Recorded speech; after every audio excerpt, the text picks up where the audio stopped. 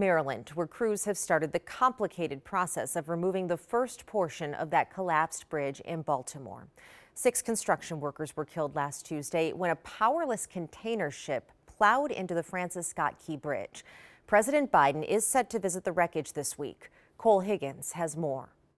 Demolition crews back at the site of the collapsed Francis Scott Key Bridge Monday, removing debris as part of the complicated and extensive cleanup process that could help open up a temporary channel. This will be for vessels that don't draw as much water, so about 11 feet, as work goes on at the same time to clear the main channel. That's 50 feet.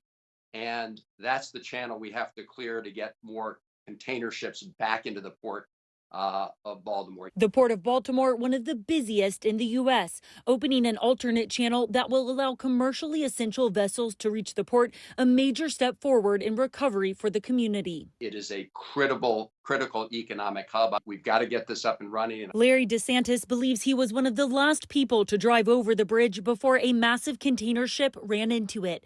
Heading to work that morning, crossing the bridge likely just seconds before it came down. It took a while for it to really sink in, because the initial shock of it, but then more and more people are calling me to see if I'm alive, because they knew I traveled that time of the morning over the bridge. DeSantis emotional when thinking of the 6 construction workers killed in the incident.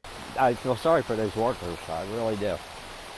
I mean, they're doing their job, but, they lost their lives.